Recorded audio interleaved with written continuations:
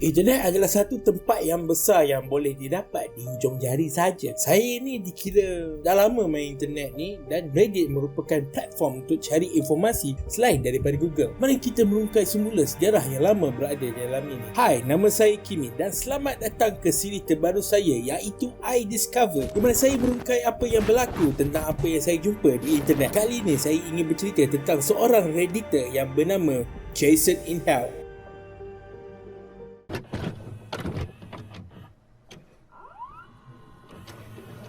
29 Oktober 2016, Jason tulis satu post di Relationship Advice dalam Reddit yang bertajuk I'm having a hard time coping with my wife having cheated on me with our neighbor.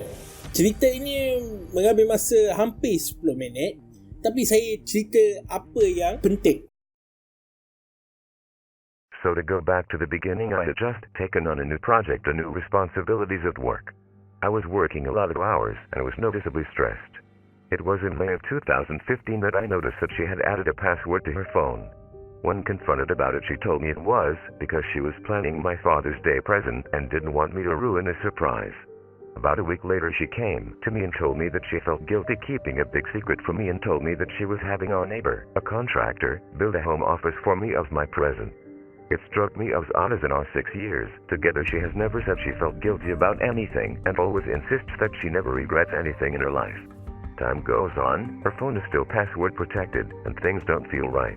I see her using her phone and smiling to herself more and more often. But when I ask her what she is doing, she says nothing and puts her phone away.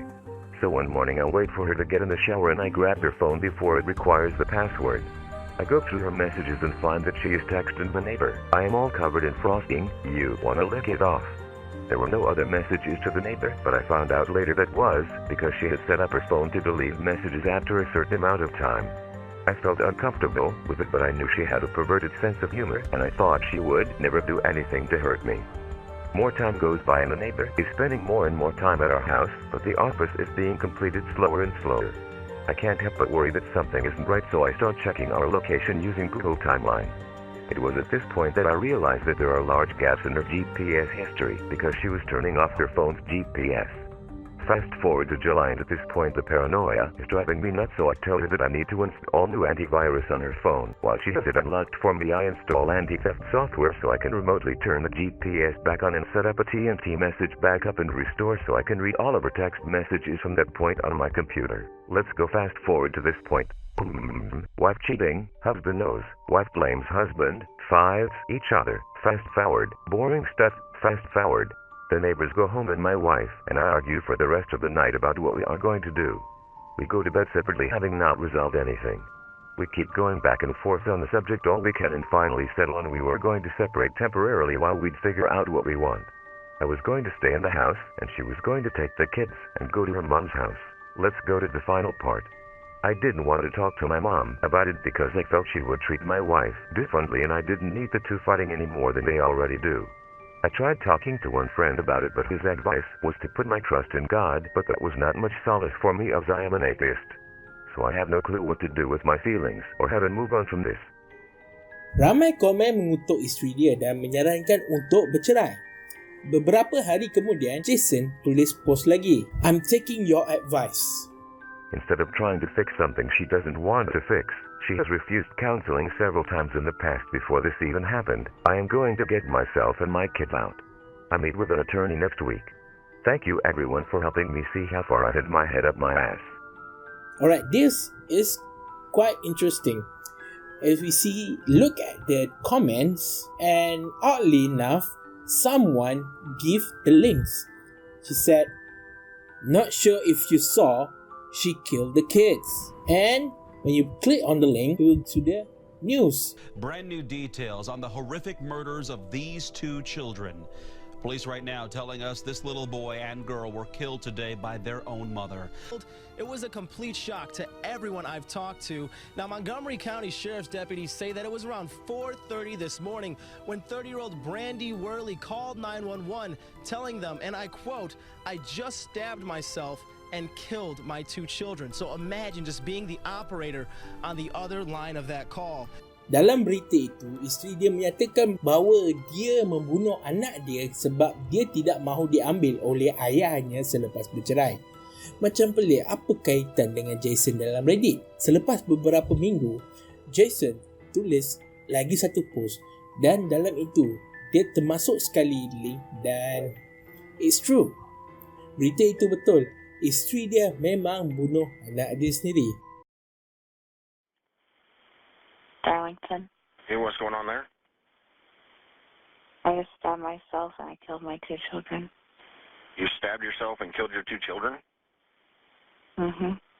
Okay, and what's your name? Brandy Worley. Brandy what?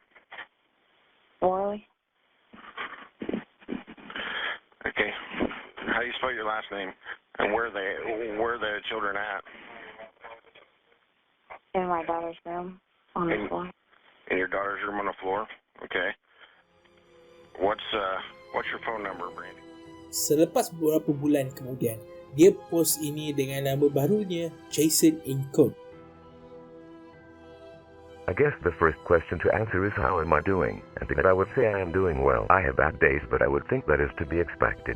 It is just important that I, or anyone going through something, continue to use the support of friends and family as well as good coping skills to not leave myself be completely defeated on those bad days. I won't lie, I struggle to get back to where I am. For some time I refused to sleep because of combination of fear of what I would wake up to and nightmares about that night.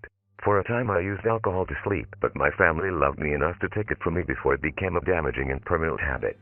I was hospitalized because I did have thoughts of ending my life because I missed my children so much. From that I learned that you should never be ashamed of your mental health, and not seeking treatment will only make it worse, not better. We have all heard it, but if you or a loved one is struggling, seek immediate assistance. Your life is too important to throw away in a moment of weakness. By putting off treatment I only caused everything else in my life to suffer. I lost my job and became reclusive to the house. But don't worry, I have been back to work since December and I have nearly regained my former position and salary, so I am good and require no assistance. If I can impart on you something I have learned through all of this, it is that you should always take the time to be with the ones you love. It doesn't matter if they are asking you to read the pokey little puppy for the millionth time, or asking you to play Smash Bros. Even though you both know they will wipe the floor with you every time, just do it because you never know what time will be the last time. Always make sure they know how much you love them. I have the fortune that the last thing my children ever heard me say was, "I love you, good night. I will see you in the morning."